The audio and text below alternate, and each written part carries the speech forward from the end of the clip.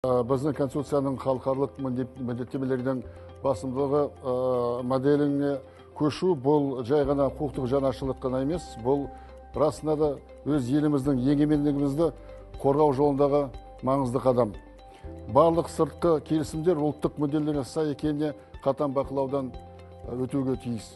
Бүгінде жаһандық саясатта халықаралық құқық жүйе әлсіреп, оның орнына мықтылығының қуығы деген пайда болып отыр. Сол себептен Қазақстан ең алдымен ұлттық мүддесіне, өзінің негіз заңына арқа сүйеу керек.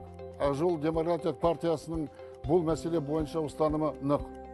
Халықаралық келісім шарттарды ратификаттауға дейін тексеру құзыреті Конституциялық соттың рөлін күшейтеді және мемлекеттік мүддемізді бұзуға жол бермейтін талап.